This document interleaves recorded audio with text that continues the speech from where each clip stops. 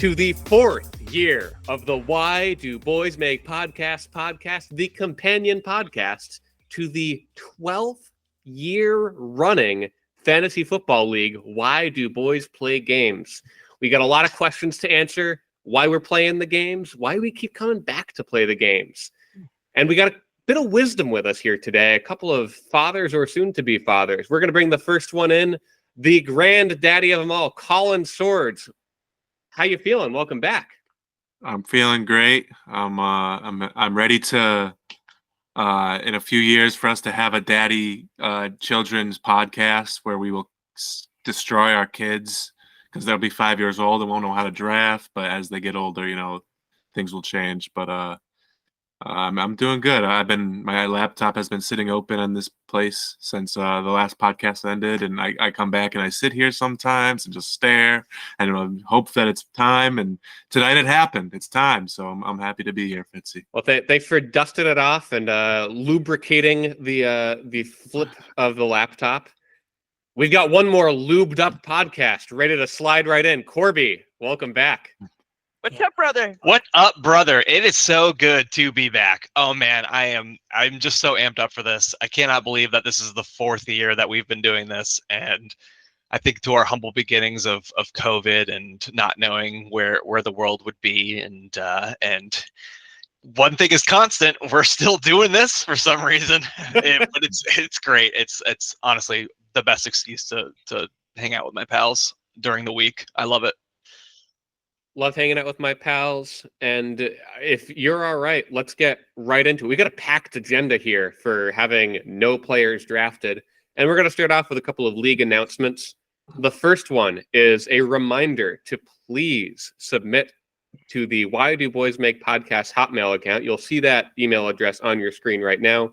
Your tribal count skill submissions. Reminder from last year, Survivor style. You're going to write down the name of a player, a dollar amount that you think you're going to spend on them, and it's going to be someone who you think you're higher on than everyone else in the league. We, of course, will not be viewing your videos until after the draft, and we'll review them before our week one show. So very much looking forward to that. One other quick announcement. We are proud to introduce the first ever Why Do Boys Bet on This suicide pool, where we are going to be hosting a league-wide, so you submit them yourselves, a suicide pool for our fantasy football league. Rules are quite simple. There will be no buyback in. It is not a $5, but upgraded all the way to a $10 buy-in. You're going to send the $10 Venmo to yours truly, Fitzy, and simply text me the name of who you think is going to win week one. After week one, and we've got everybody in, we'll set up some sort of system, and it'll be hopefully more efficient than just a text. We'll see how many people show up. So, couple fun things to talk about for the rest of the year out of the way. I think it's now time, what do you guys say, to talk about what happened last year? So that's right. Last year, our first ever 3-time champion was crowned. Adam, a.k.a. XX from First to Last, a team name that he held all year long, took it from co-host Colin in a real poetic battle here. Colin, do you recall much about this matchup? Yeah, I do. Of course I do. I mean, I remember I was at work because I work on Sundays, and I remember, Sam Howell was slated to be sitting for Jacoby Brissett, but then Jacoby Brissett got hurt. And I was like, should I start Sam Howell against who'd they play? Oh, it was against the Steelers? Maybe I'm remembering a little differently. But, he did terrible to end the year. No, these screenshots, if it matters at all, it represents, I think, their current team. So it may not have been that he was against Pittsburgh. Even though they have the final score.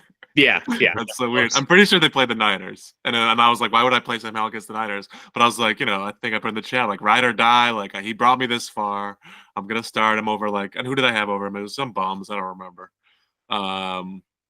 And I just kept checking at work, and it was obvious very early I was going to lose. Sam Howell scored 6.66, the number of the beast. So Sam Satan Howell, shout out to him. Some of my guys did good, some of them did bad. Stephon Diggs and Cooper Kupp at the end of this. I had a great start to the year. I think I started 5-0, but a lot of these guys just fell off. Howell, Diggs, Kupp was good for a little bit, and he sucked at the end. But I shouldn't have been in the championship game to begin with. I'm pretty sure Fitzy, you were in the third place game, right? Yeah, we'll get to that a little later. Okay, well, I'll just say that you and Chris Cloud, I think, both outscored Adam. So you both would have won. I shouldn't have beat Chris, who had the best team in the league. I don't think it's even debatable last year. I don't think Adam would debate that. Oh, he might because he's Adam. But Chris's team had the most points scored in the year. I think he scored a 200 burger in the third place game. Again, spoilers, but my apologies to Chris, who lost me in a fluke, like a Greg Dortch touchdown or something. So I shouldn't have. I was like a pretender, but I'm happy to be in second. That's awesome.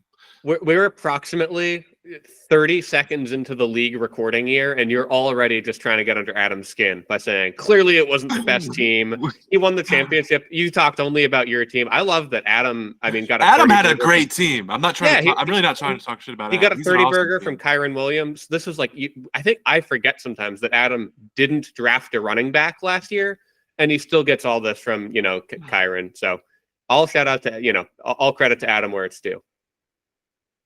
Yeah, I mean, Adam is the most powerful, in my opinion, the most powerful manager, no doubt about it. I don't think there's a debate about it anymore. Yeah.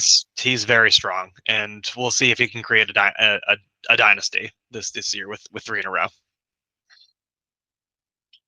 He's going for 3 in a row. We'll zoom out and see what that playoff bracket looked like real quick. As you mentioned, we did have a 200 burger, which we'll cover in a little bit. We've got a 200 burger recap, but to zoom out a little further, yeah, Chris Colby had a great team, just couldn't get it done in the wild card round.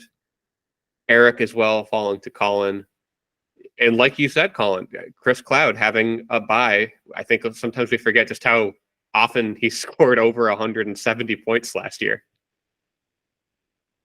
And then you can see he lost to me by 4 points on a weird thing where, like I said, Greg Dortch had like 17, and I feel like that it was a crazy week. And he had guys on his bench who I think put up over 30. I think he sat like Pickens and DJ Moore or something, and he just had a ton of points on his bench. So it was tough for him.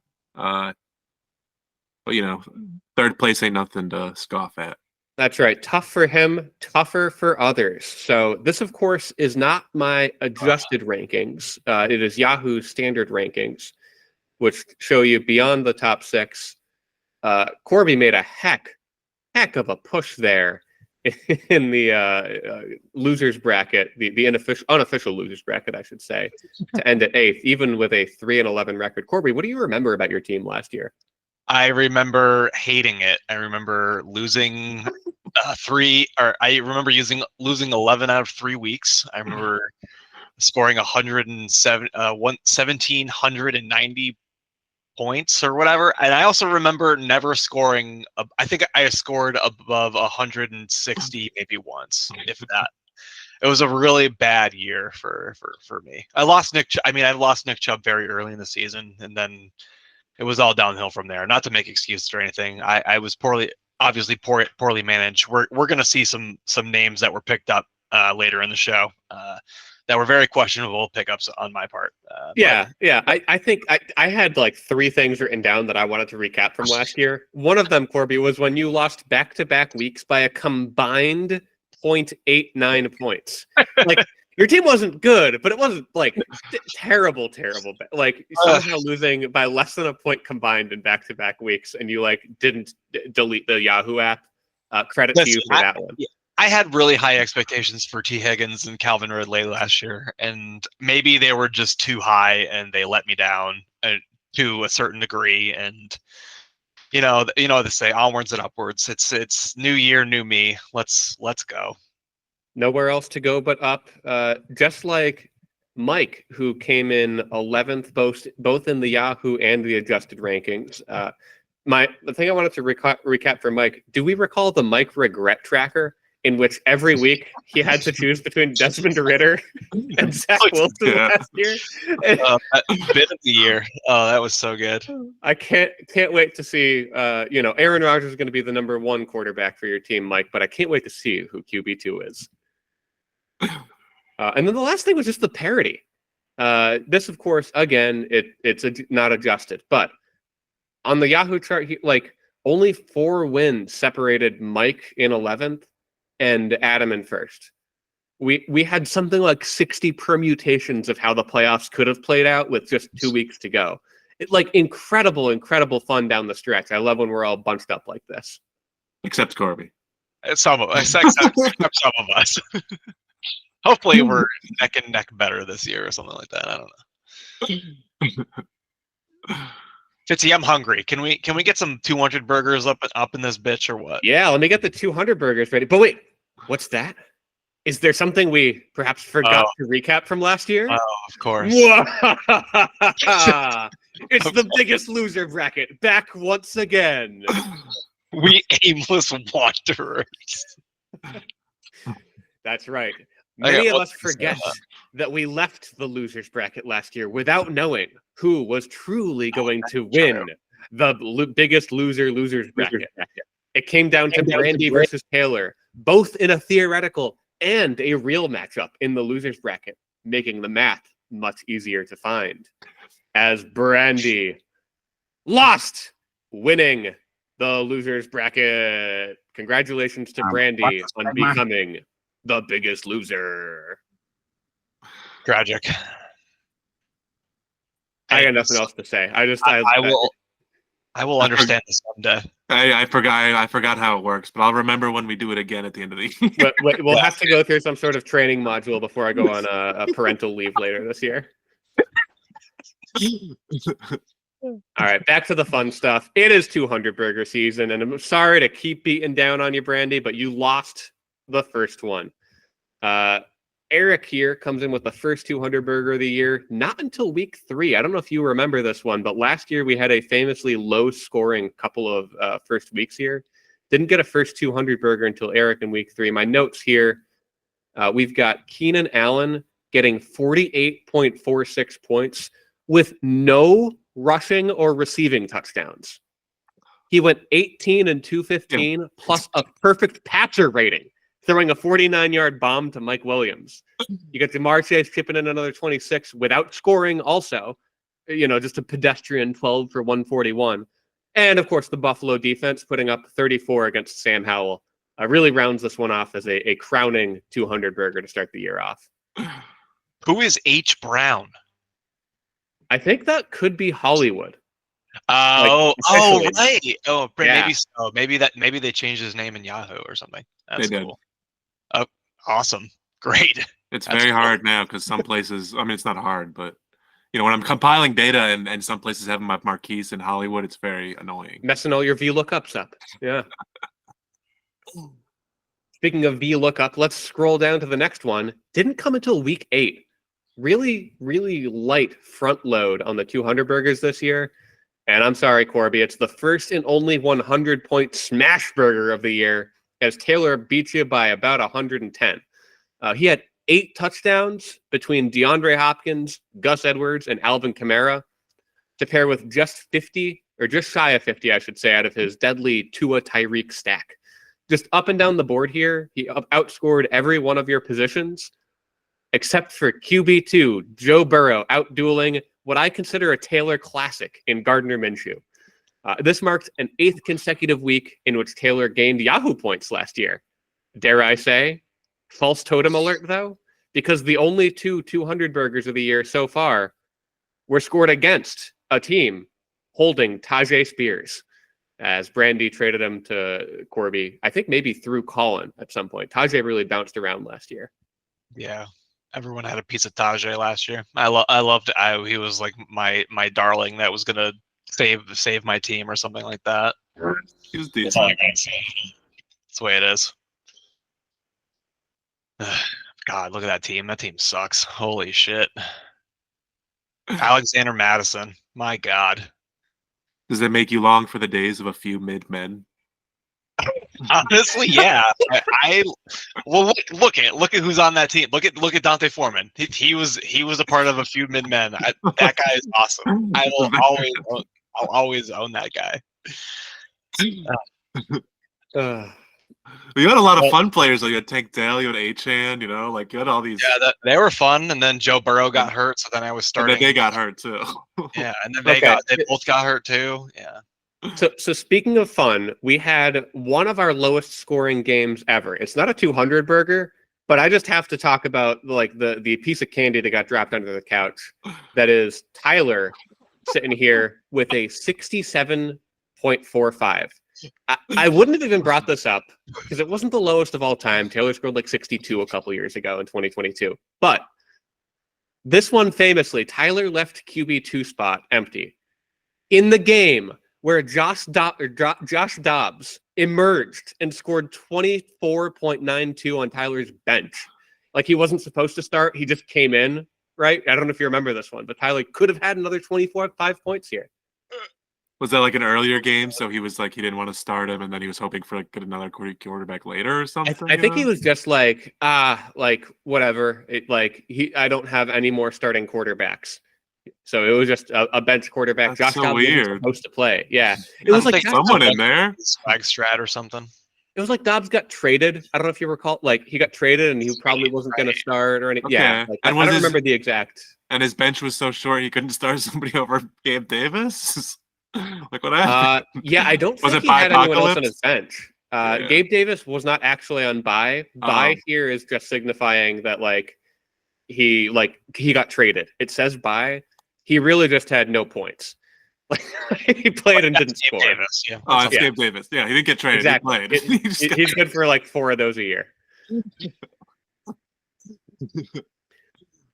All right, going from one of our our single lowest score of the year to our lowest scoring 200 burger of all time, as Chris Colby sneaks it out to make the list. You got Tony Pollard clocking in his best game of the year, and he only beat Chuba Hubbard by 2 points. That's how good Chris was this week.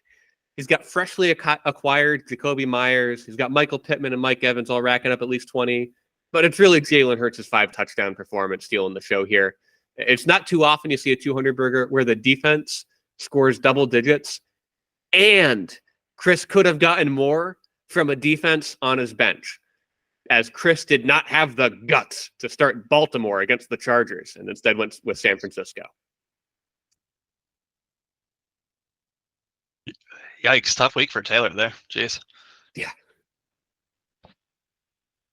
Speaking of tough, we've got a second Chris the same week here, week 12.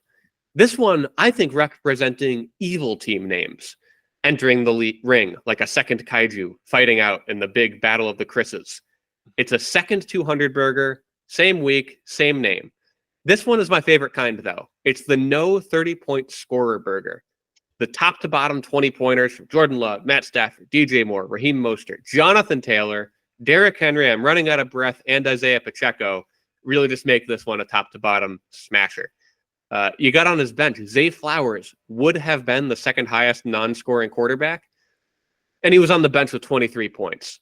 So none of these names are surprises. They just all came to play in the right way in week 12. Chris's team was so good. I love this team.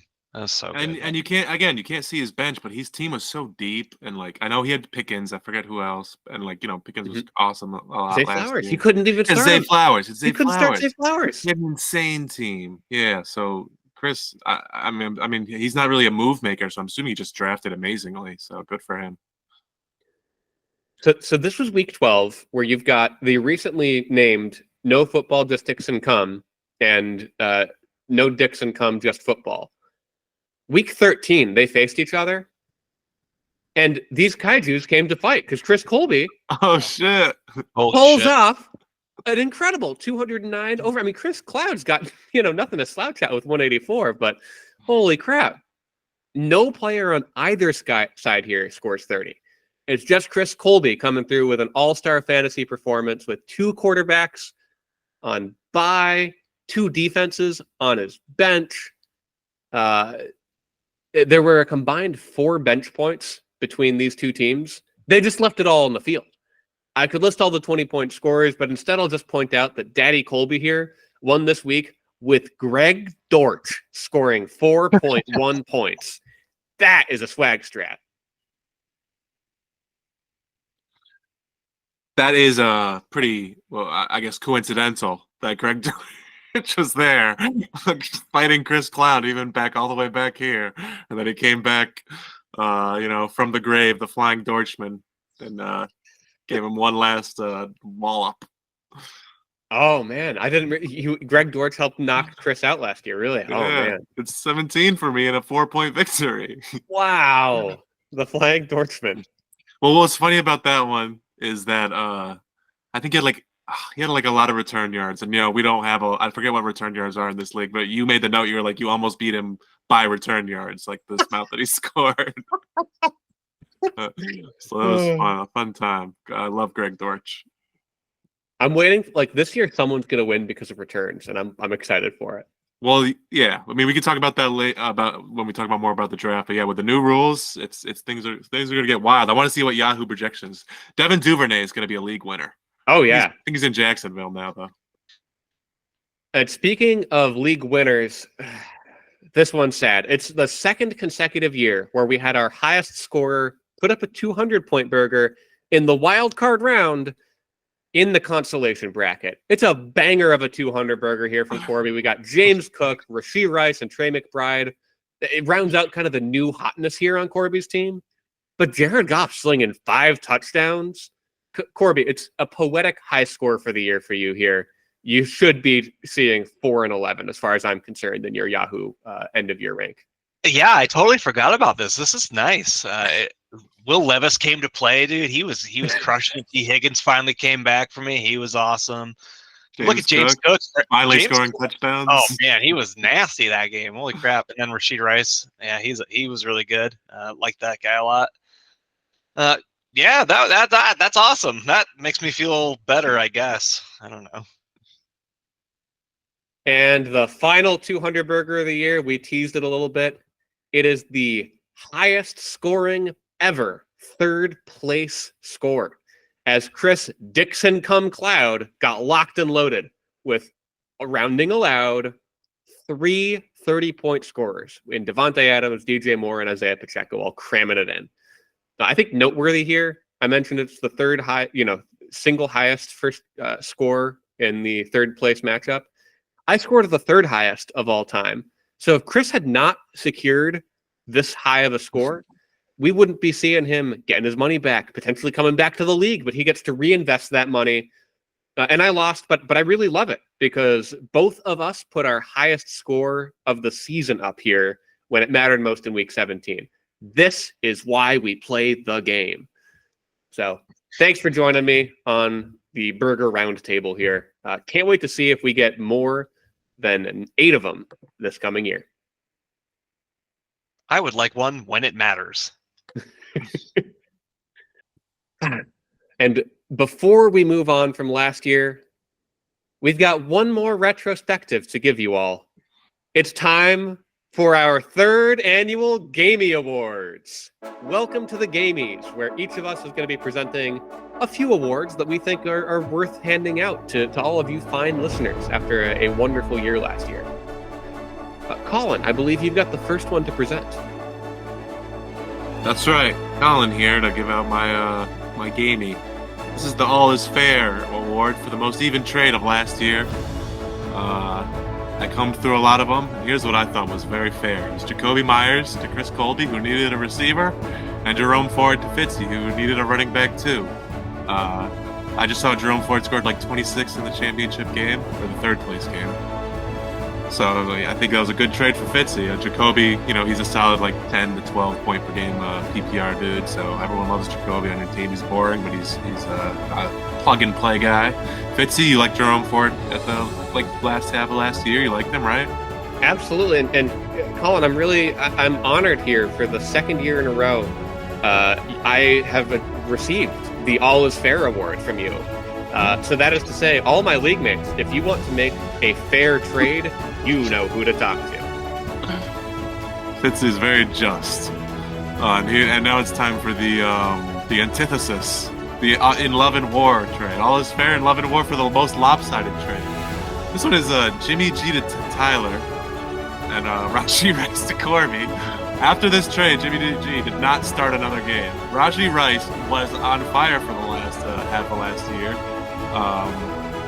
Corby might remember that or might not, but we saw he had a great game, like we said, in Corby's 200 burger. So, Corby, do you recall Rashee Rice's second half, or Oh, absolutely. Okay. He was awesome. I had him in multiple leagues, but this obviously was the one that mattered the most. And I very vividly remember proposing this trade and having it sit there for maybe like a little bit of time, and then it being accepted. And I was like, in just such relief to have that fucking cancer off of my team. And then like hours later, it was like, yeah, he's been benched and he's not going to play ever, like for the rest of the season. And so that was beautiful.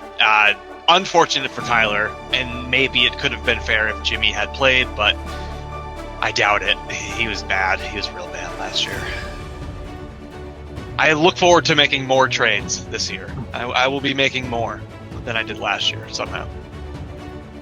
Maybe that's a good place for, if I may, please present the next award here.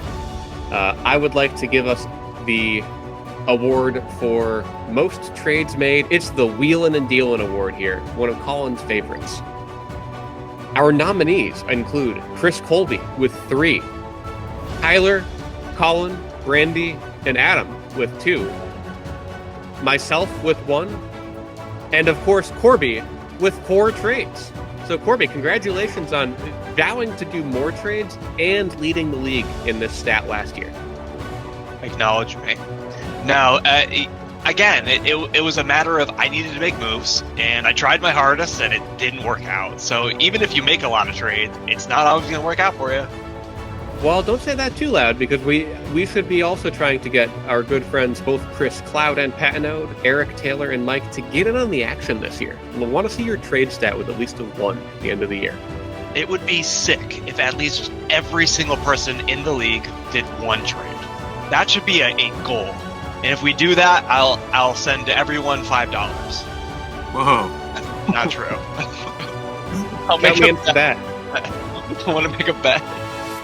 Count me in for that, Corby. We're going to call that one the Corby Dowry. And speaking of dowry, our next award goes to the 2nd annual Most Recently Married Award. Now, last year, we had quite a bit of controversy surrounding this award, as one league member, who I'll keep anonymous, really thought we should be allowing marriages that were made legal after the league year ended. And we've heard those complaints. And so, the award, with no further nominees, goes to Eric Sinkowitz. Congratulations on marrying Holly. I would also like to give out the 1st annual Most Recent Father Award, as we're just entering that time of lives. Your nominees are Colin Swords, for being a proud pod father of 2. Chris Colby, for welcoming future volunteer firefighter Jed into the world. And Mike Corbett, for deciding that Brandy's upcoming med school decision would be a great time in life to become a father. And the game he goes to Mike Corbett, because life begins at conception. Oh shit! Ooh. That's fucked up. How could you not give it to Chris? What do you mean? I'm not snubbing anyone. I don't know what you're talking about. Next up, and this is going to be my last award, we'll send it to Corby after this one, is the Brandy St. Romain Corbett Appreciation Award. Your nominees are Brandy, for being who they strive to be. Corby, for being the most supportive partner possible. And Chris Colby, for naming his team No Dicks or Cum, Just Football from week 12 on last year. And the game he goes to Chris Colby, for supporting Brandy with your team name. So thank you, Chris. Speaking of team names, it is finally time. This is my favorite. I mean, these are the only awards that I have to give, and this is my favorite part of fantasy football. This is the 2023-2024 Mount Rushlish Name of the Year Award. We've got a couple of nominees here. We've got Mike B for the Fat Mike for excellence in playing off another team's name. We've got Eric S for Mr. Sleepy Guy for leaning into being roasted, complaining about draft time last year. We've got Brandy for Olave Garden for excellence in both team name and photo combination. And of course, we've got Chris Cloud for excellence in cock and balls jokes for no football, just dicks and cum. And the game he goes to Chris Cloud, no football, just dicks and cum. I'd also like to mention Pacheco Nut Cream Pie penis, and of course, the Jizzmeister. Congratulations, Chris, on your well-deserved award. Before we move on from names, I'd also like to introduce a new gamey. A gamey that has just been introduced right here, right now. This is the 2024 Name of the Preseason, presented by AJ and Big Justice. The nominees are Bran, for the name Bran, for consistency in that being your name every single offseason.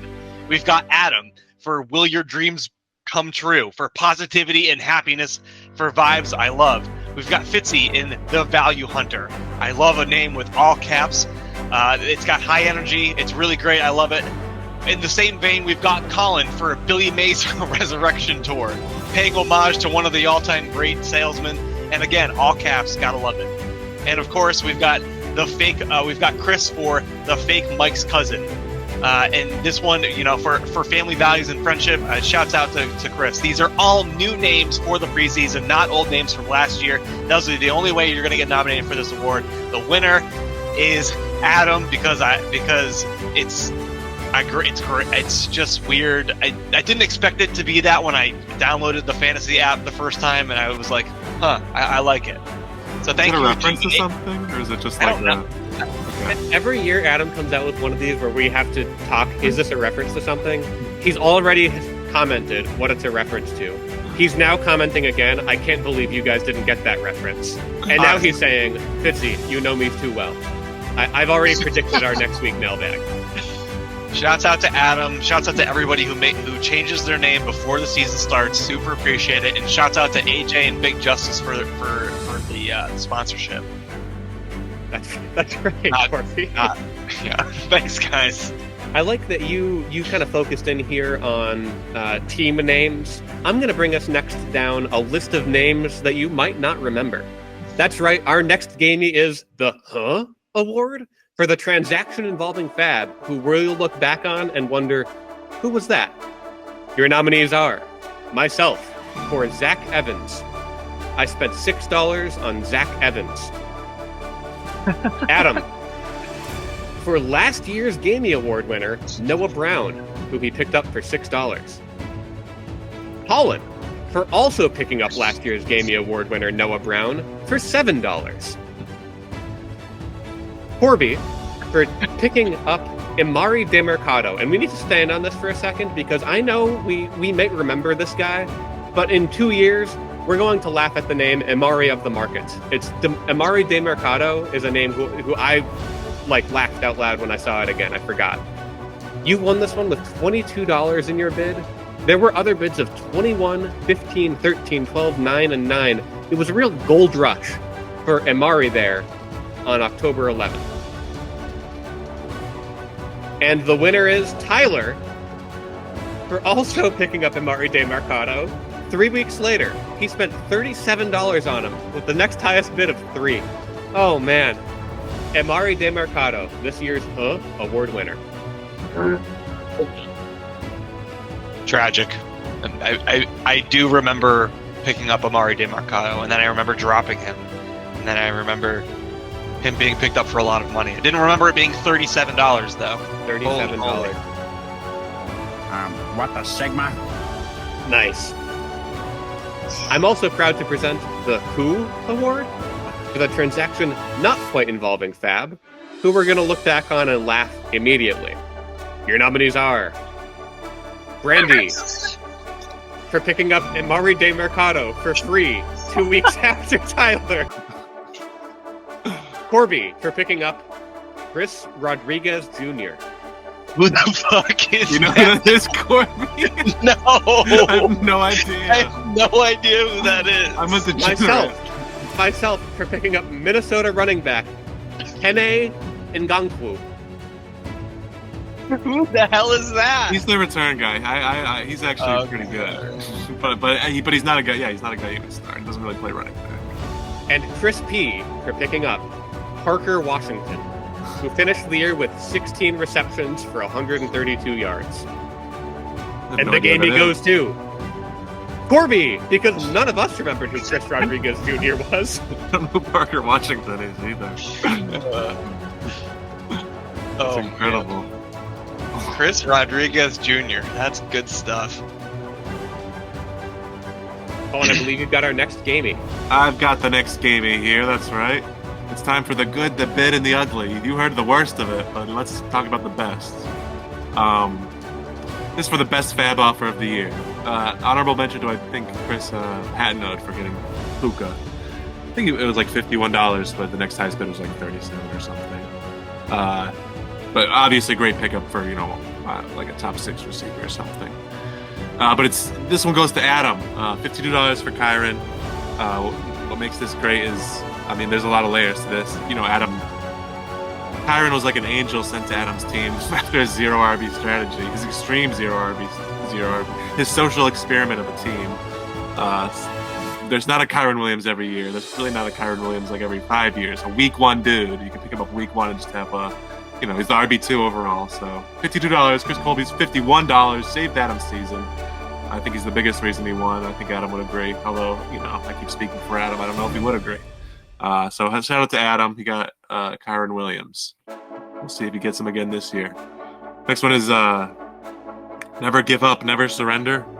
This is for the team that that just kept moving forward out of the darkness. Last year went to Fitzy for starting like 1-7 and finishing strong at like 5-9 or something. This one goes to Fitzy for starting 1-4, finishing 7-2, and making it to the 3rd place game. What a comeback story! All year long, I remember after the draft, I had your team ranked pretty high, and then started 1-4, and every year I was just like, I still believe in it. I'm pretty sure I had you high ranked when we had our consensus rankings. I never gave up on your team. Fitzy had a great team, and he proved it when he went 7-2. Fitzy, do you remember this? Of course I remember. Team Slore scaled Mount McCaffrey. I had like 2 or 3 good players, and it just took them not being on a bye for me to win a week. So, yeah. I didn't love my team last year, but I love the game. I love the chase, the steeplechase that is fantasy football. I'm sure you loved owning Christian McCaffrey, though. So, and this is the last award. Speaking of Christian McCaffrey, who was going to be drafted this year, this is the Golden Theo for the best draft pick of last year. Christian McCaffrey was a great draft pick last year. It was just a lot of money, so he was still a great pick. This guy wasn't a lot of money. This one goes to Tyler. For picking up $1 Sammy Laporta and not dropping him. That takes balls when you take like a $1. A lot of times you might pick up a $1 flyer at the rookie and then you cut them to make room for some other flyer on the waiver wire. Tyler didn't do that. He kept him for the whole year. And tight end's not really a position where I feel like a lot of times like people it kind of correlates. The top guys correlate with the top guys who get drafted. I mean, every position does, but there's not a Kyron Williams usually. There was this year, Sam Laporta. Unbelievable value. Tyler, I feel like has been in these awards a lot for good and bad things. This is a good thing. So shout out to Tyler. Sam Laporta saved him a lot. You guys own Sam Laporta anywhere? I bet it was a lot of fun. I did. I got him in a keeper league for $7 for a while now. I'm going to be very excited. Sam Laporta is going to be I have a feeling he's going to be pretty hot commodity this year. He's Gronk Jr. or something. I don't know. Baby Gronk? Is that him? He grew up? You see? Don't threaten me with Baby Gronk, all right? That's right. Baby Gronk was big last year. There were a lot of big things last year. We're going to talk about some big point scorers after last year's draft. I believe we've got a quick compilation of high and low lights from the draft here. Who was it, Colin or Corby, who's going to be bringing us through this? I can bring us through this because I wrote it. Sure. Corby wrote it, but I'll bring us through it. No, I did not write it. It was me. Yeah, I went through the draft. I wanted to see, who scored a lot but didn't cost a lot, and who cost a lot but didn't score a lot. So we'll go kind of alternating here. And we're going to kick it off with a great one here. Daniel Jones, $24 to Taylor.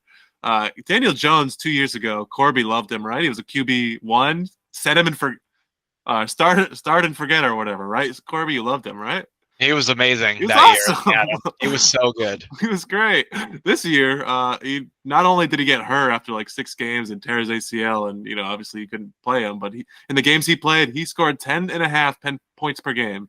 That is like Bryce Young levels. That is absolutely terrible. Like not startable. Like I mean, it is. You have to start him, but absolutely terrible. But on the other side of the coin is CJ Stroud, $3 to Eric for the rookie quarterback. who, you know, I don't feel like he was not one of the first ones drafted, or was he? I don't know. 18.7 points per game. That's an awesome quarterback one, let alone a rookie. So we'll see how much he goes for this year. And speaking of guys who we'll see how much goes for this year, if he goes at all, Austin Eckler costs $55. He was the most expensive running back drafted last year. He averaged 3.5 yards per carry, and he scored 13.2 points per game. It was bad. It was ugly. I don't think it's going to get much better this year. Thanks to someone who's not on this list, Brian Robinson, but who could be on this list because he was awesome for Brandy. Like every year, you hear people talk about, I'm going to bet on this guy until it stops working out. And that happened last year. Yeah. So it's all fun and games until it's all fun and games with these older guys until they're the older guys, you know. And that was his time. And speaking of guys who this is a guy who it might be this year. It's Alvin Kamara, who was absolutely awesome was he suspended last year or hurt to start the year? Do you guys remember? I don't know. I believe he was suspended because he was suspended. Oh, it was. Yeah, he had the Super Bowl thing or whatever, the Pro Bowl thing. Right. Yeah. Right. So he came back and he was 17.9 points per game. That's like top 5 RB levels. You might remember his infamous 13 reception, 32 yard game. Legendary. Shout out to I think Noodle. it was 18 receptions. It was less than 2 per catch, so you're probably right. It's like 18. So that's Najee Harris levels, rookie year level, noodle arm Ben, noodle arm Derek Carr. Laporta, obviously, we talked about already. $1 to Tyler, awesome Tyler. Achan, $2 to Adam. This is what I mean when I brought up Laporta and people cutting him, because it's easy to, these cheap guys you pick up and then whatever. Adam picked up Achan before week 1, or he dropped him before week 1. He drafted him for $2, great. Achan, then he dropped him.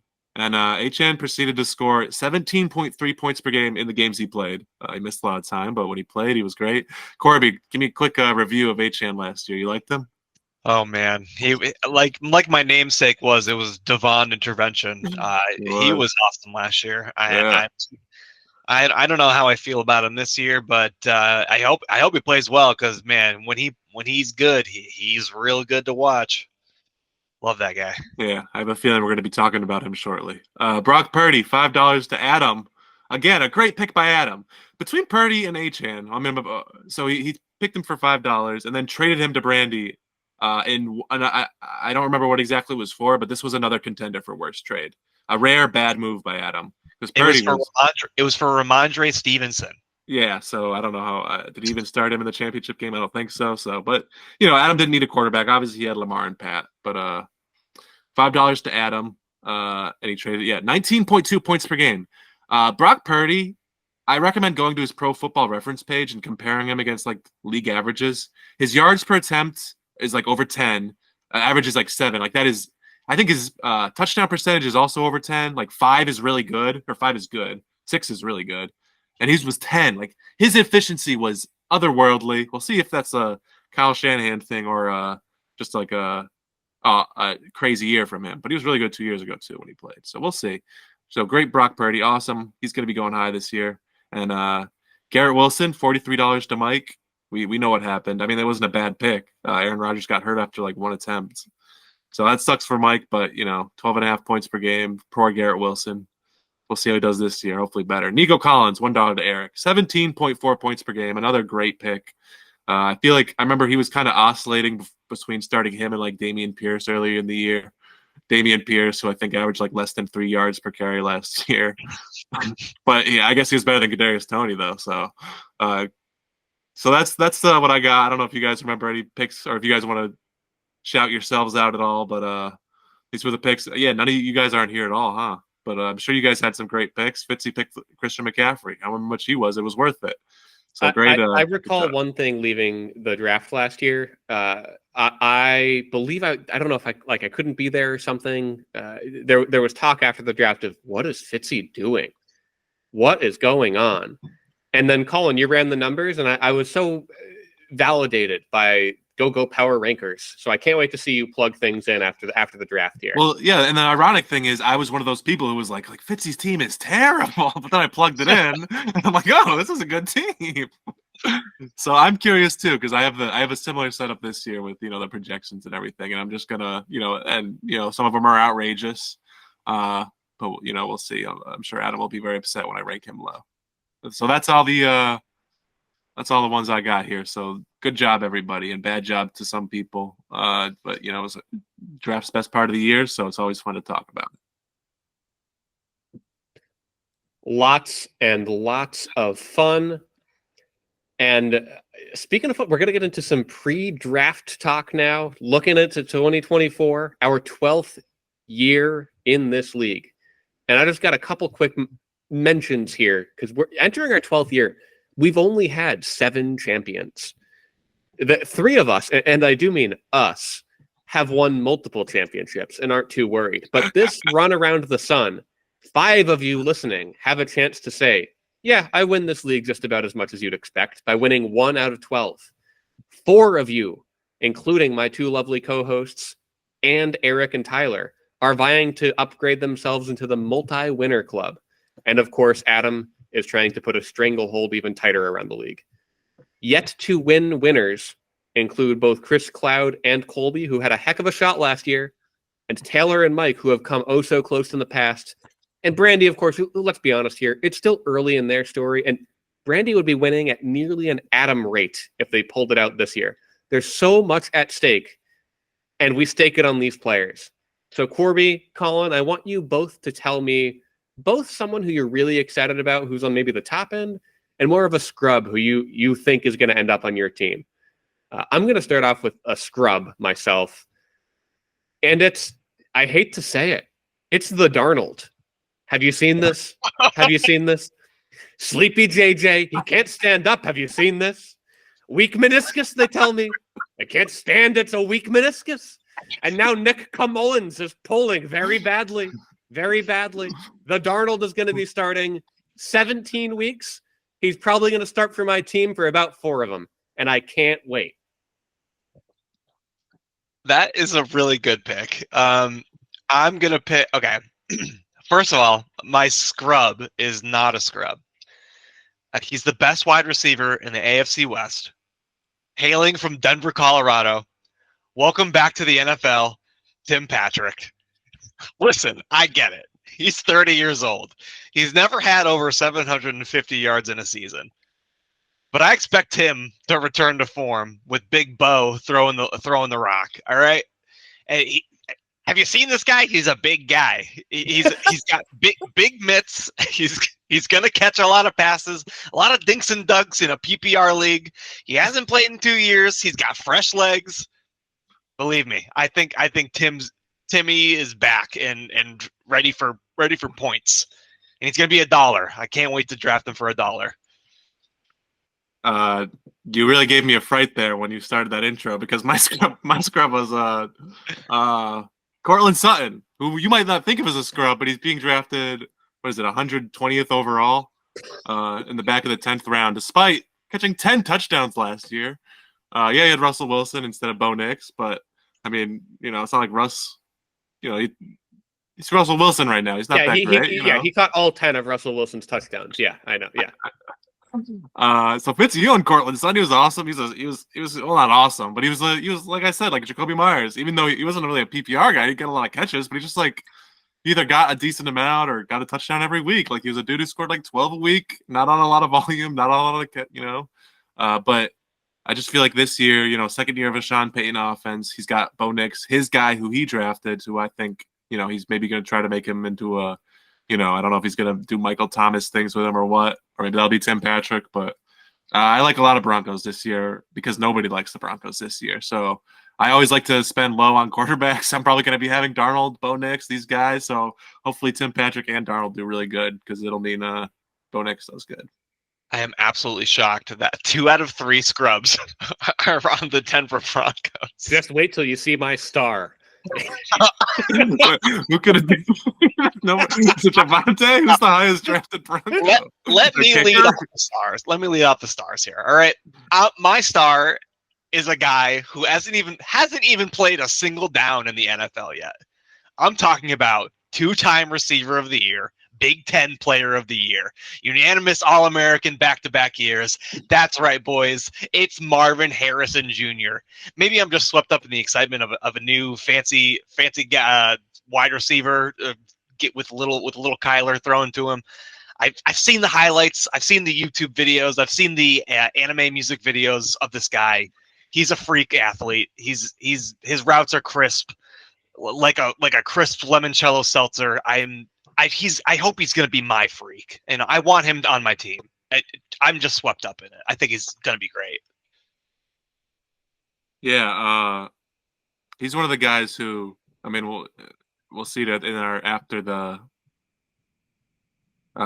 draft video, but in my rankings, I was surprised by how low he was. So I know whoever drafts him is going to hate how bad their team probably is. I know that how bad their team is in my rankings, not because he might do great. I wouldn't be surprised. I know we kind of have this unspoken thing here where, this video is going to come out before the draft. So, I mean, we're probably going to bid on these guys, but none of us are probably going to get them because our real good guys are, we don't really want to reveal that, how much we like them, because people are going to upbid them. So here's a guy who I have as RB3, who's being drafted as RB11. So not really a stud, but he's, he's 26 overall. His name is Devon Achan. And I know I'm probably not going to own him, but I have him as RB3. I have him way above his ADP. I think he's going to do awesome. I think he's going to catch a ton of passes in this offense. They really fell off at the second half of last year, the Dolphins. I think Tua was like a top 5 QB to start the year, and then they fell off, and, that kind of correlated with Achan getting hurt and a bunch of other stuff, cold weather games and all that. But I just feel like they're due for some positive regression, as the analysts say. I call it progression. So I think he's going to hopefully stay healthy. He's earned an increased role in the offense. I think he's going to do awesome. I'm on Team Achan this year. I'm probably not going to own him anywhere, really. Maybe 2 tight end. I don't know. Maybe a Discord league, but I probably won't own him here because it's just not my build. But whoever owns him, I envy you. Do you guys like Devon Achan this year? I know Corby does. I know Corby. Do you, does. Corby? I don't know if he does. Really? So my draft mentality is always like, if I have good memories of a player, I'm gonna leave those memories in the past and just move on with my life. Really? But, like, I don't like to get attached because, like, what if he's a one and done guy? What if he's a Peyton Hillis guy? And he's just never manifests into another great year. So I'm like. I mean, at any price, right? Like at any value, if he's a value that I deem is worth it, then sure, I'll bid on him. He was awesome last year. How could I say no? Let me ask you this. I believe the RB11 last year went for $30. Would you get him for $30, or is that too much? Would you bid? That's probably my ceiling. Would be probably my highest bid for him would probably be around the $30. Yeah. It depends on who I've drafted before, and of course, obviously, of course, but like, it's a possibility. I wouldn't say that's too much for him. Yeah, Colin, I know I'm not going to ask you the question, how much are you going to spend on him? Because I think it was last year where you had Joe Mixon as your second or third highest running back, and you did get upbid because you shared that news, and you just ended up like, man, and he did awesome. Joe Mixon had an awesome year. Yeah, to give you the credit, of course. Well, I mean, go ahead and go back and look at some of the other rankings that I posted. In you can see them in the pre-draft rankings, and I'm sure a ton of them are awful. I don't remember who, but Cam Akers, Miles Sanders. Go ahead. So my star is a guy who, how do I put this? Corby, you're very wise to not grow attached to players. This is a star. I have to say, why can't I quit you, Derek Carr? Because I love Chris Olave this year. Oh, tell me I'm crazy. I know Brandy's probably going to outbid me by $1, like she does every year with this guy. But I want Chris Olave on my team for the first time this year. Brandy, please be nice. Let it happen. Why? Do you like watching him? Is he good or? Is he good? Of course he's good. He's like last year he was going back to back with Garrett Wilson, right?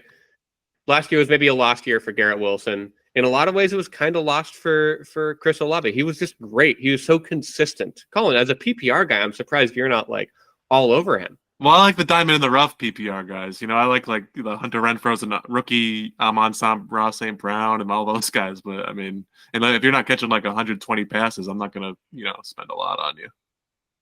But he might catch 120 this year. He might do great. I don't know what's changed from this year to next. I know they got a no offensive coordinator. I'll tell you what changed this year to last year. he's going like 8 or 9 spots later in the It's draft. true. That's what changed. That's Nothing why else. Corby. Yeah, that's why Corby's going to own T. Higgins and whoever the other guy was again. He's going to own T. Higgins and I forget who else did bad for him, but You like to leave good Calvin memories in Ridley. the past and bad memories on the side of the road. Yeah, I shan't be drafting T. Higgins ever again in my entire life. I think I had him in 3 leagues last year. Anyways, enough about me. Let's move on to my dark twisted fantasy. So this was something that came to me in a fever dream or something like that. We love to make lists on this podcast, so we're obviously going to now do a power ranking, consensus ranking of how everyone is going to draft it this year. So here's how it's going to work. Basically, we went from 12. We're going to go from 12 to 1. We're going to go based on how we think each team will be the second after the draft is over. It's not going to be based on any movement after the draft or anything like that. It's just your team after you leave my home. So I'll lead it off, I guess.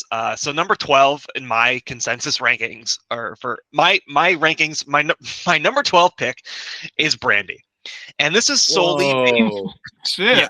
this is solely based on Brandy being I still feel Brandy is a wild card in this league, and I also feel that Brandy comes into the draft with a strategy that I don't understand, and so it's hard for me to get the analytical data to make up a good idea.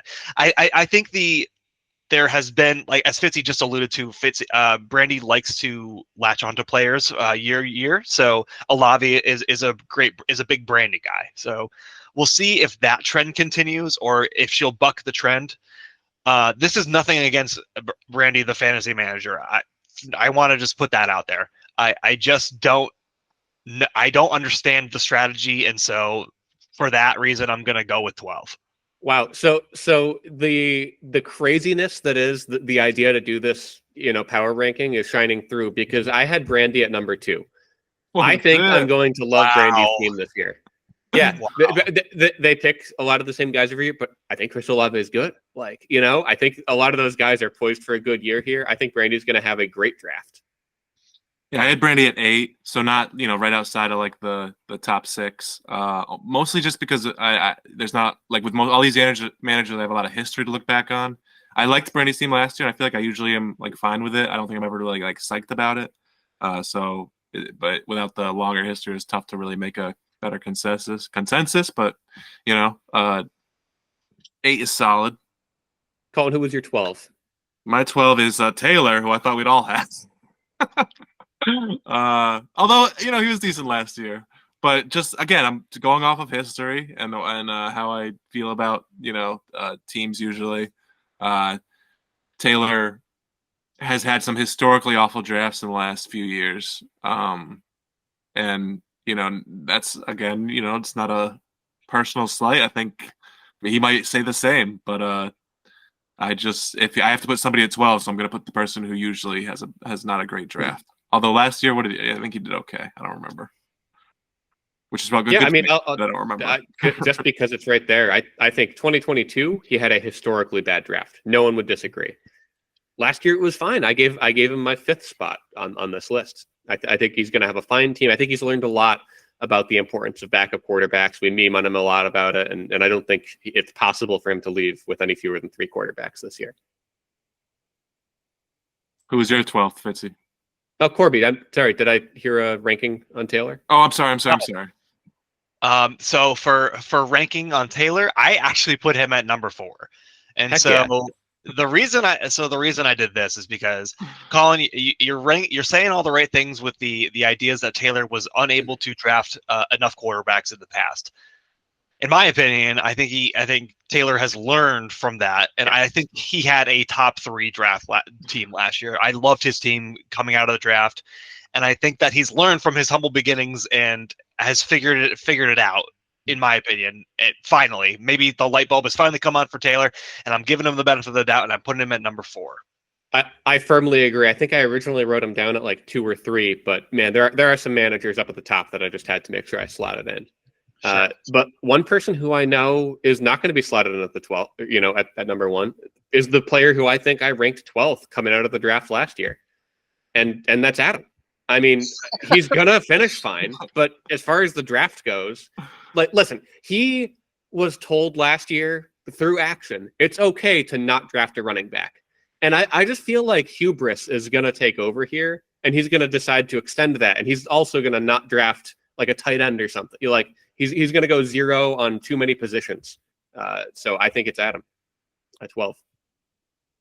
I put Adam at 7. And so my reasoning is that Adam loves to blow his load on Mahomes every single year, as he does. He's probably got a shrine in his closet where he blows his load. That's besides the point.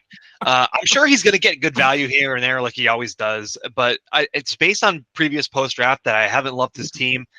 And of course, he's Adam. He's an amazing manager, and he's going to figure it out during the year. That's why I've got him at 7. I've just got him right in the middle of the thick of it all. I've got Adam at 10. Basically exactly what Fitzy said, which is that Adam is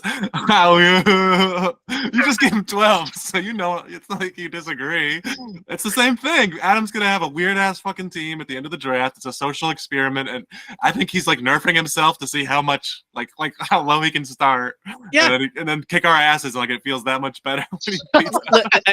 Ever since he went pro in this whole fantasy Yeah. space, like he's needed the extra challenge. So I say go for it, Adam. Yeah, because I did not very, but like I usually go like near zero RB. Like I don't like to spend more than like $20 on running backs, and it usually does good for me. But Adam like didn't spend more than like $3. So, and Kyron fell into his lap, and that's not going to happen again. I don't know if he's going to do that specific strategy again, but I mean a similar thing might happen. He might like Jerome Ford might fall into his lap, but that's like an 8-point difference per game, and that's huge. So. He lucked out last year. I think he's probably going to be in the top 3 this year. This is not like he's going to finish fine, but as far as the second the draft ends, I'm guessing I'm going to plug him in, and he's going to be in the bottom 3. Speaking of bottom 3, Corby, who do you have at the 11th spot? Number 11, I've got Colin. All right. If there's one thing I know about Colin's draft strategy, it's a strategy that I don't like.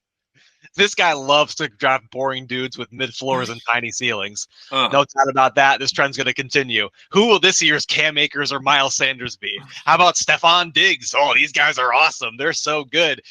We'll be looking for another $1 back end tight end backup like Gerald Everett. We're going to find out soon.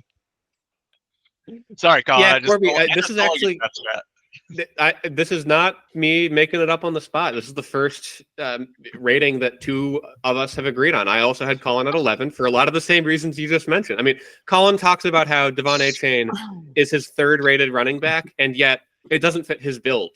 Is his build to not draft guys who could finish in the top 5? I mean, I don't understand this, Colin. Oh, well, I mean, it would be like a whole diatribe for me to explain, but it's about like relative fantasy points, and like the third.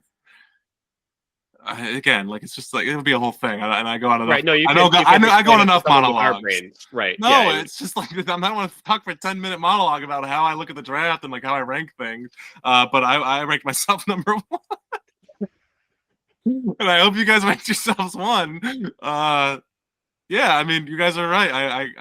Well, first of all, Stephon Diggs was awesome. He was amazing to start the year. He had a bad end of the finish last year, but he had an awesome ceiling last year, an awesome floor. And I don't feel that's a weird. In the past, that's true of me, but the last few years I've owned Tyreek, I've owned Jamar. Did I own Jamar? Yeah, I own Jamar Chase. I know a lot of guys, but I thought you were going to say the strategy is that I just don't draft quarterbacks, which is very true. I just don't. I don't. And I don't like to draft running backs either. I just like to pour it into receivers. That's what I've been doing for the past few years. But yeah, you guys can draft me 11. I'm a little hurt you didn't say the same things about Adam because, again, I average the most wins in this league per year. But if you don't, if you guys didn't say, oh, he's gonna finish fine. He's gonna build his team. No, there was none of that. So thanks for that, guys. No respect, but I'm used to it by now. I get it though. I agree despite ranking myself 1. All right, Colin. Who did you have at 11? Corby at 11. Now this is yeah. Okay. Okay. Well, first of all, again, this is about like what I look at teams and how I like them, and I mean, recency bias probably. But the last 2 years, what was the? I just feel like Corby was it last year? I feel like it was last year, maybe, or maybe 2 years ago. I just feel like that you don't like to spend up a lot. I feel like you're too conservative, and and I get that in a league that starts like 13 players, but again, it's the way I view things, I think you need those top guys who are going to be like $60, and who knows how you draft this year, but just historically, that's a lot of this league. That was me for a long time. I didn't like to spend more than like $40 because I wanted a deep team. I don't want a deep team anymore. I want not a studs and what is it? What do you say? Studs and scrubs? Stars and scrubs. Stars and scrubs. Not exactly that. Like I don't want a bunch of $1 dudes, but it's all. Corby could finish 3, and I wouldn't be surprised. Like this is a weird exercise for me. Of course, and I think you're saying the exact reasons why I put myself at number 8. Right.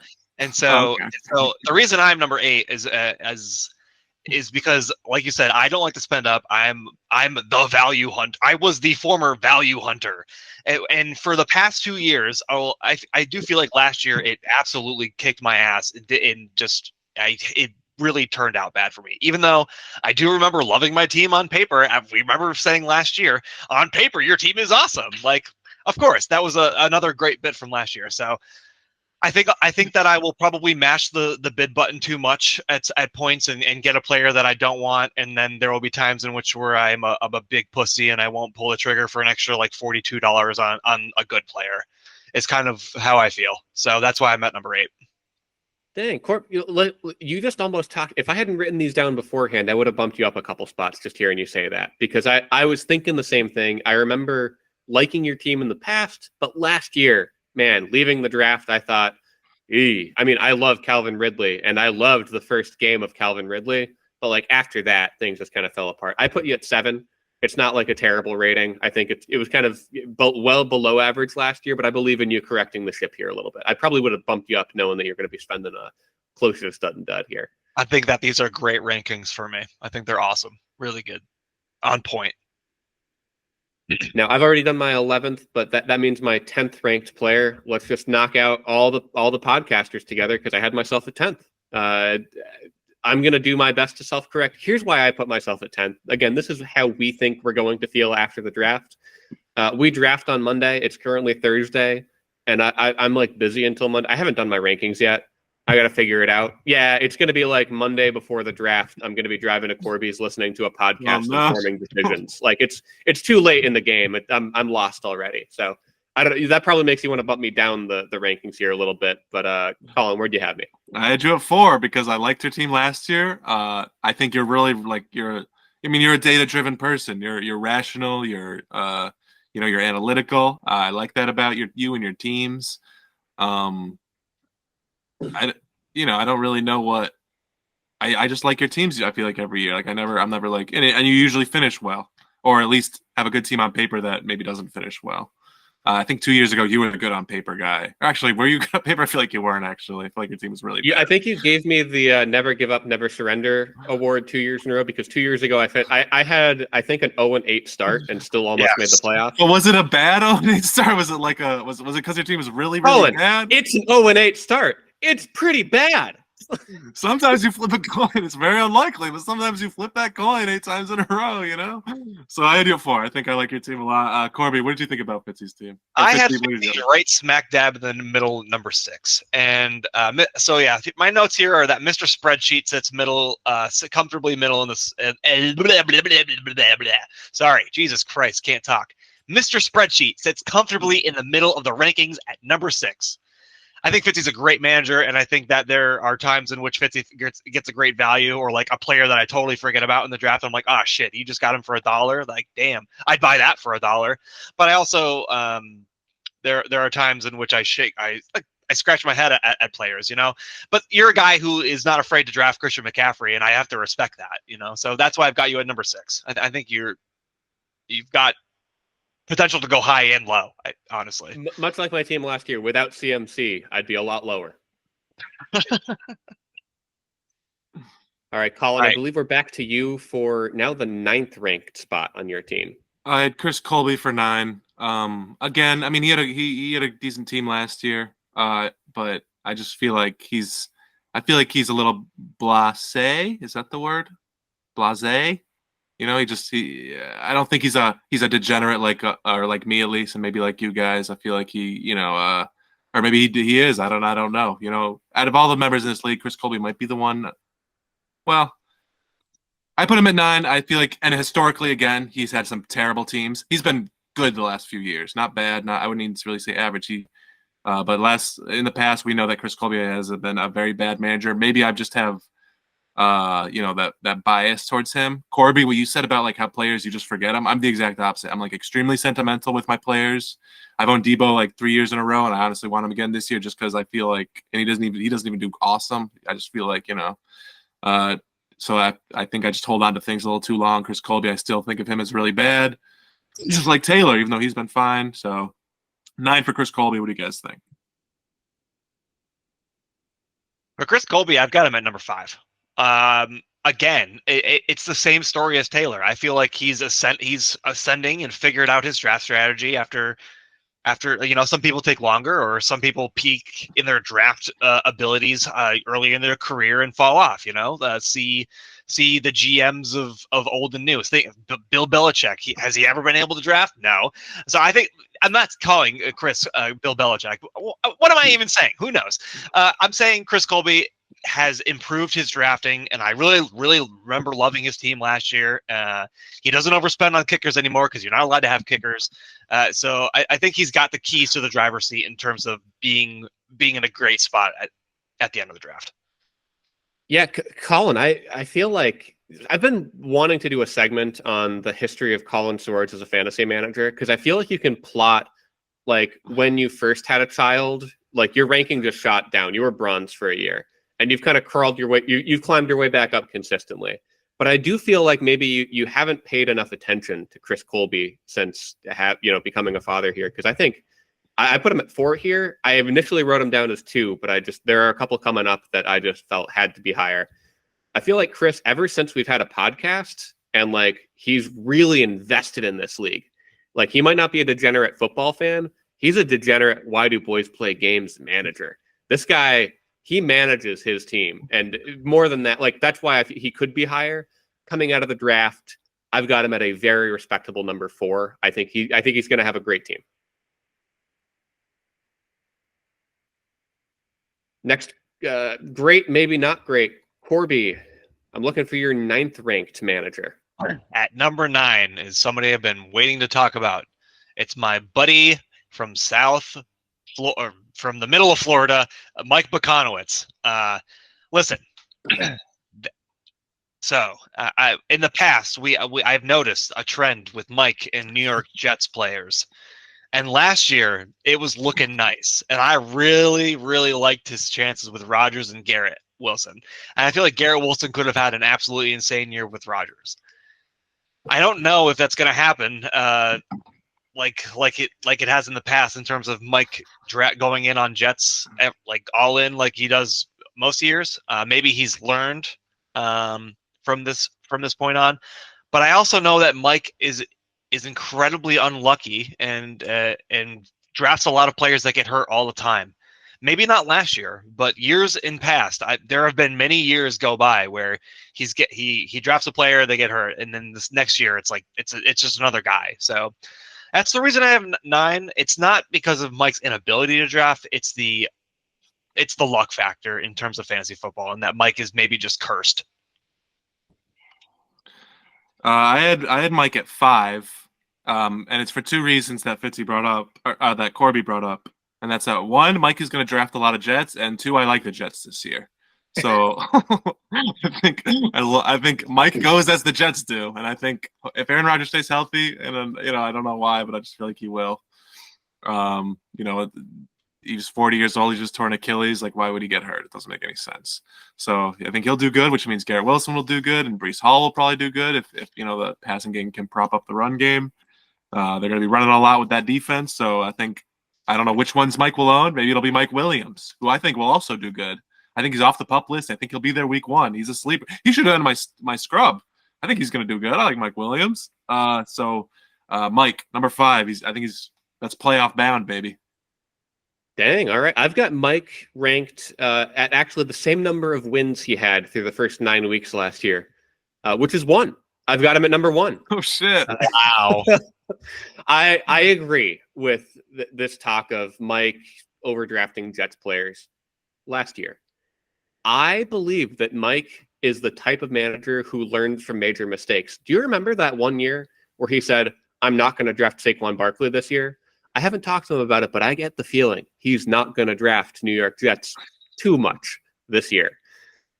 He got hot to end the year. He won 4 out of his last 5 meaningful games. Like, it could potentially be, I won't say it yet, but it could be the year. No, we'll hold off. We'll hold off till after the draft. So yeah, I've got Mike at number 1. Dipping back down the ranks a little bit here, though. Number 9. It's hard. It's hard, right? Because last year he had the best team. I've got Chris Cloud at 9. Just because. When is the last time we left a draft thinking he's got the best team? It was last year, but before that, I'm looking for a trend. And if Chris Cloud can put it together here 2 years in a row, he's going to shoot way up my rankings. But I got to see it and have it be proved it's not a fluke before I give him the score.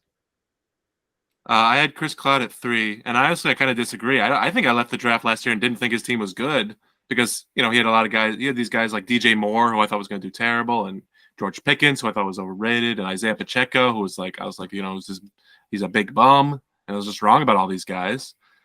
And so because he proved me wrong, I'm at 3. I think he's pretty much just off the back of, like you said, like I haven't been learning new things apparently this year, but I think Chris's team was so good that I remember it. That's how good his team was last year.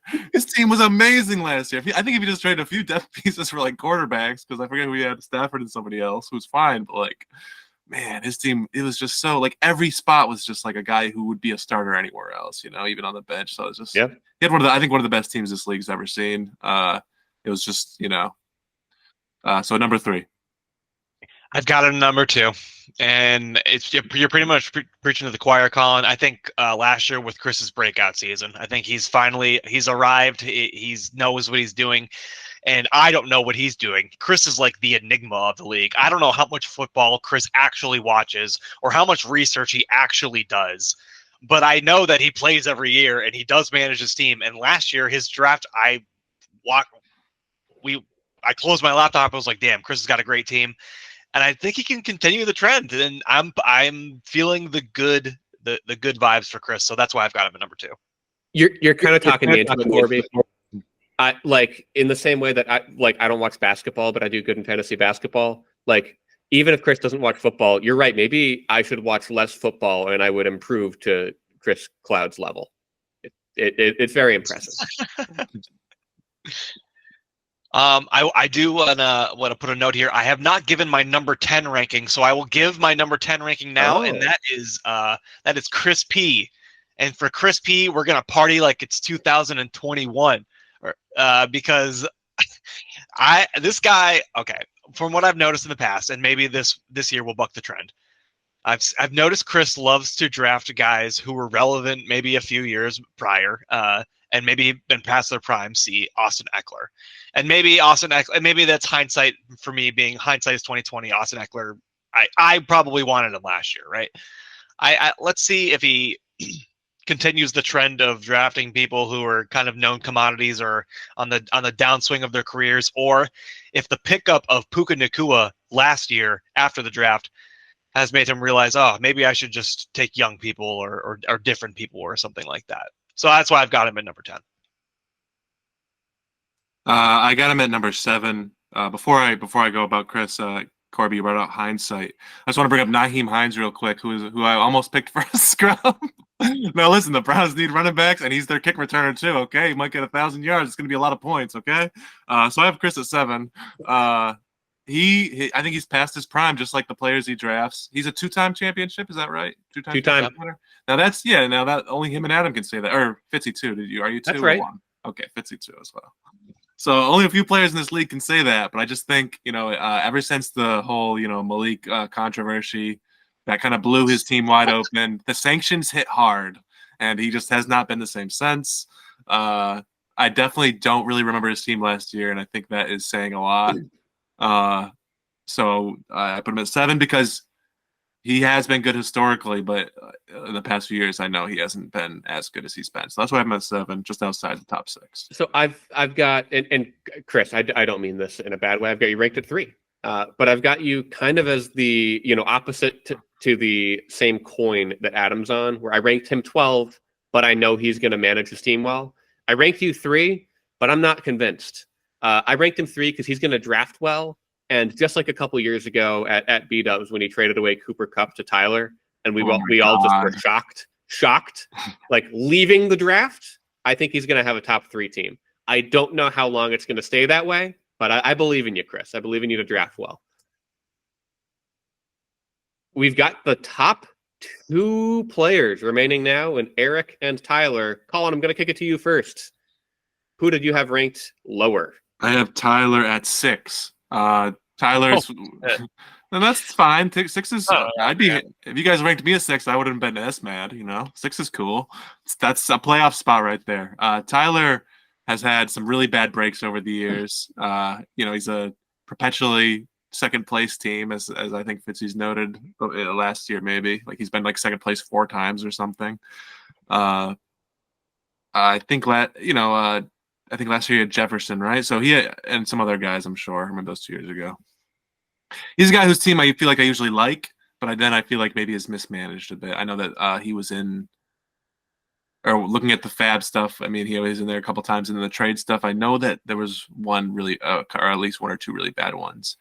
So just think of last year, I guess. I think he's a good drafter. I don't know if he's a great. I think maybe he's a little bit too much of a busybody. He's got to make those moves, and I don't know if it always works out for him. So I have him a 6, which is solid. I mean, that's a playoff spot. So good job, Tyler. 6, and you're in the top 2. Look at you go. I also had Tyler at 6. No, but you're good. I also had him at 6 for a lot of what Colin here mentioned. Listen, that's a playoff spot. I think Tyler's going to draft well to get into the playoffs at the draft, and I believe Tyler's poised to re-enter to make another championship run this year, but it's not going to all happen at the draft, and Tyler knows this. So yeah, he's going to cash it in the second half of the year. Yeah, I've got him at number 1. I feel like if there's one thing I know about Tyler, and one thing that we have in common is that we love to roster bait, and so I remember very vividly roster baiting over Bijan and Sam Laporta, and like you guys said, I think he's a great drafter, and that's why I have him at number 1. He always drafts a team that I really like, and so that I assume that trend continues. So that's why he's at number 1. This would be Colin, I believe what you're talking about before we move on from Tyler to Eric here.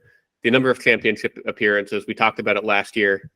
Both you and Adam have entered the 3 times in the championship. Oh, cool. Tyler still classing us all. No one's been even close to Tyler's number of championship appearances. Does he have 1 win? He has 1 win. Okay. He has 1 win, and you know what? He could be making it to his 6th championship appearance. He has the chance, if he gets there this year, to say he makes it half of the time. Like, there's a lot riding on it this year. So yeah, that's why I think he's got a good chance there. Which of course means our final rankings for Eric. He's already got the top spot locked down. It's Colin. You've got him ranked 2, Corby at 3, and myself at 8. Colin, since you've got him the highest, why don't you start? I just know the past 2 years I've loved Eric's team. He's really, he doesn't always start strong, but sometimes there's a certain prompt that he commands when he hits the launch button, and he rockets himself into the stratosphere, and his team does really good. Eric is I think he's a great drafter. I feel like anytime we leave the draft, I look at Eric's team and I think it's solid. I think that's been the whole case, though, pretty much almost the whole time he's been in the league. Probably not in the very beginning when we were all kind of green, but especially ever since we moved into auction. I've been going. There's going to be a really good Collins charge next year, or at least I think it's really good. I've been combing through the whole auction history, probably for the 10th time, to make it. And Eric, I've always got great things to say about him and his team. So good job, Eric. Hope to see you on the pod again. It's certainly the same reasons for me. I feel like he always finds great values at the end of the draft. He spends up on the good players that end up playing good for the season, and it's He's an awesome auction drafter. So that's why I've got him at 3. Yeah, you guys are kind of talking me into it. If I were to adjust this, I'd probably at least swap him and Tyler here. But only so many players can be in the top 6. I've got nothing bad to say about the way that Eric drafts. I feel like anything below 8, I had some shit to talk. But yeah, Eric, good drafter. Maybe I haven't been paying enough attention to Eric. Maybe this has been my fantasy blind spot since we switched to auction. Good job, Eric, on being tied apparently for the number 1 free draft power rankings. This means a lot. This means a lot. So this is so excellent. This is such great analytical data, and it's gonna we're really gonna open some eyes with this stuff. We should patent this. We should, and we should also figure out how to de-bias the rankings. I don't know if you can see my mouse there. Yeah, I feel like some of them we did. We had some non-manager opinions. This is exactly like our middle of the season consensus ranking last year, where you guys had me in the bottom half, and I put myself 1 or 2, and it made me in the top 6. And I mean, I said my piece. I always finish in the play. I've missed the playoffs once in 10 years. I don't get it. But like you guys said, it's about after the draft, and I can see why people wouldn't like my team, just like Adam will. Well, I can't wait to see what everyone has to say down in the comments. We've got a quick whirlwind of a mailbag because last year we skipped past this. We heard about it. The championship round mailbag presented by Corn Rocks, who says, I will win. After that, Mike said second. Mike also said, I like all peanut butter. And he finally says, circus peanuts are artificial banana flavored. Oh, I didn't know that. I like to look at these out of context and just imagine Mike stream of consciousness writing comments. Yeah, no, it's been long enough that that's really what it feels like. And speaking of which, next he says, not that it really matters, but doesn't Corby only win the consolation horse bet if he wins the bracket? I don't even remember the horse bet. I think there was 4 of us or 3 of. I think we all picked someone to win the actual consolation. Oh, the actual, yes, not the and Biggest Loser, but the Yahoo sponsor. It was one of our bets. Bracket. That's right. Yeah. Yes. Mike then chimed in with, well, then again, if it's in the spirit of a pick'em, then since Corby's the last man, I guess he gets the number 1 victory royale. So congratulations, Corby, on winning in spirit there. Thank you. Next, we had Icehead 0001, who said, I love the cranberries. And then, I will win. And then, I beat Hannah. So, problematic. Then, Fitzy, I won't let you down. Never mind, I like this guy. I like this Icehead guy. And finally, the last comment of the year to round out season 3 was Adam, who says, I won. He sure did. He sure did. Next, Colin, I believe you wanted to bring us through a quick recap of the incredible work you did to actually sift through our big mess of bets of the week last year. Yeah. I mean, so as you can see, there was, let's do this math real quick, about 300 bets or something. I don't know. A lot of bets last year to be made last year, huh? And so let's see who needs to pay who. I remember last year we had a big wall of bets scrolling down the screen. I don't know if who did that, if they could do it again, but that was really fun. Such bets as the Battle of the Hills, Tyreek versus Taysom. Do you guys remember that bet with Chris Gold? That was so stupid. The best bet. Why did I make that bet? Well, what was amazing about that bet was I think they were both on bye on opposite weeks, so we had to wait 3 weeks for the consummation of that bet. So it's suspense of we'll get to it next week. Okay, so who has to pay who here?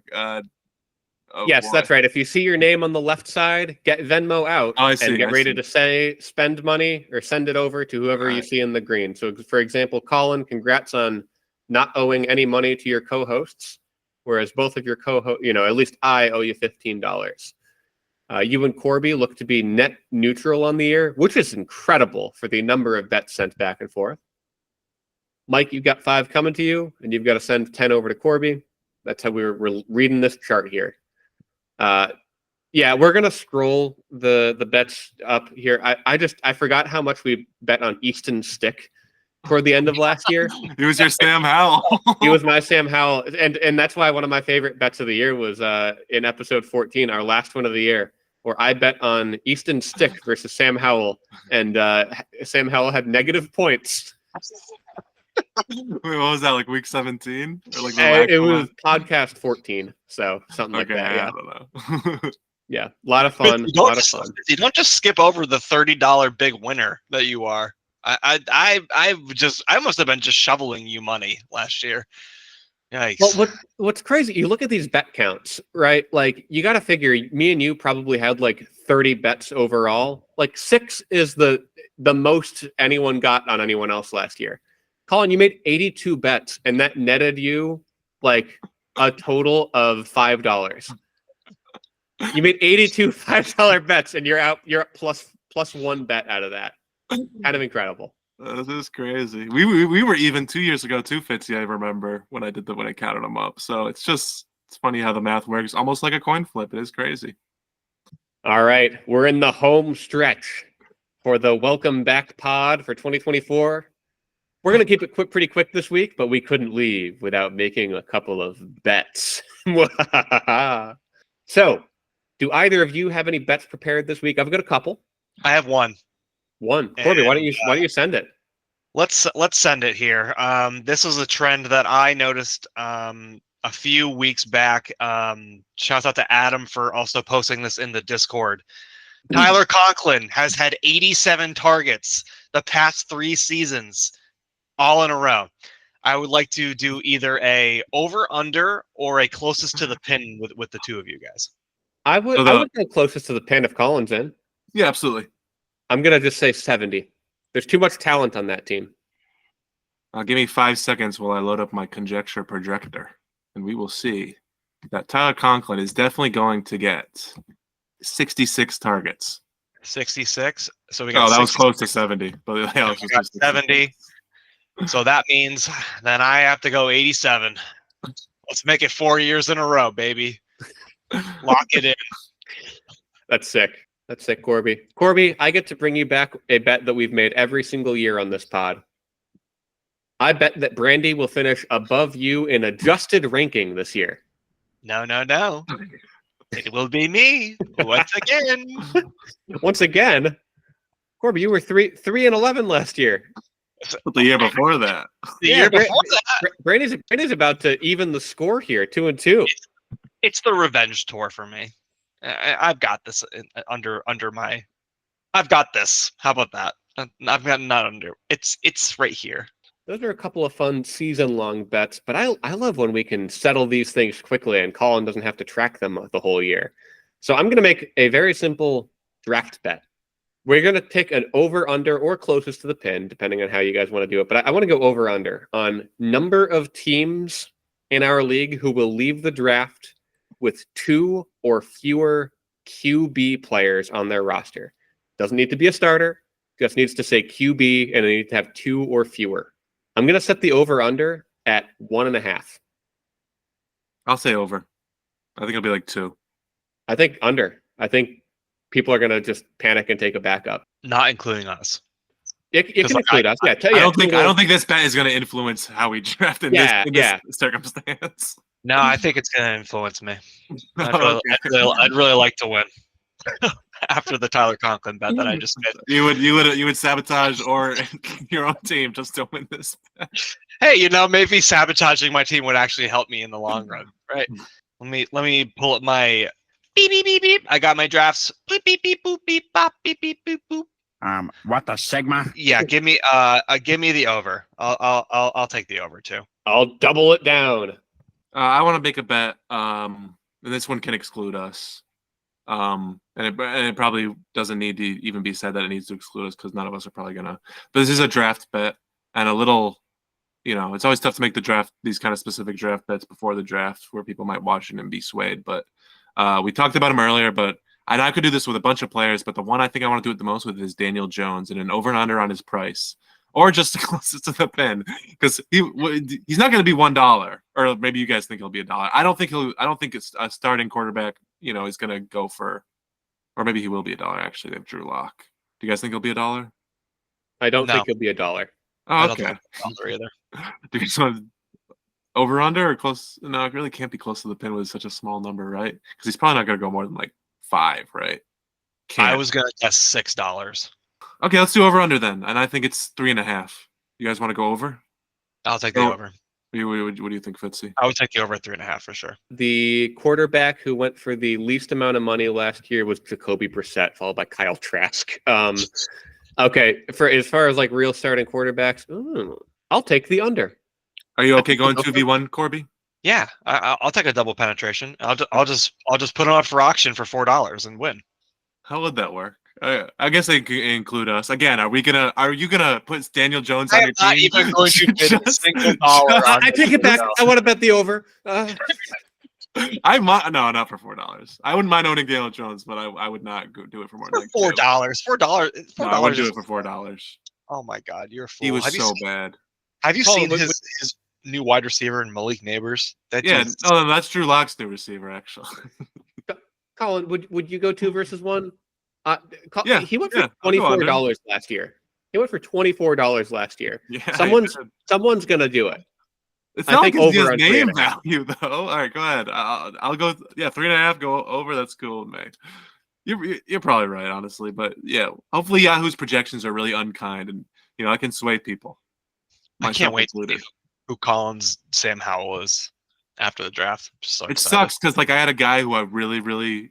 It was going to be Will Levis. He was the guy who I was like, oh, this guy's just like Sam Howell in every way, like in the way I view him.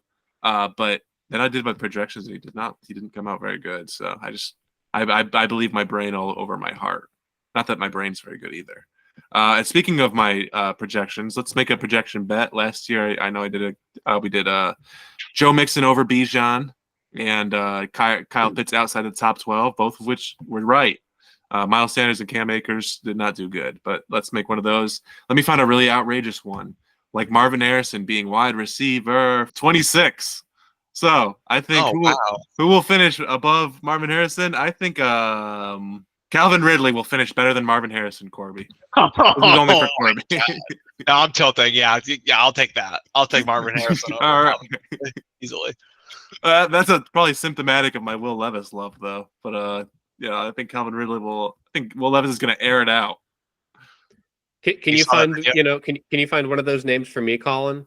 Like I don't know. Someone you like a lot. Who was your star?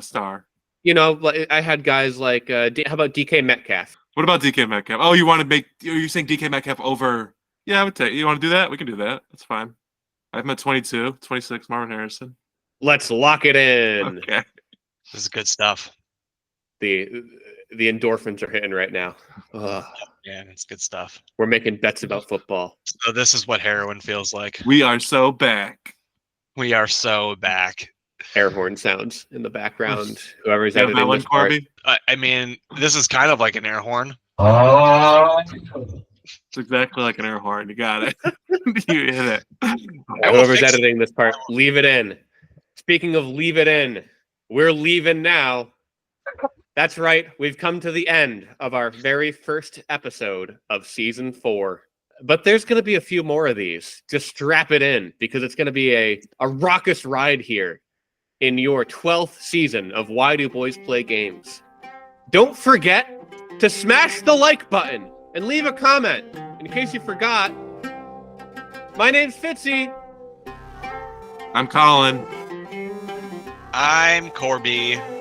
And gamers, submit your tribal count skill and game on.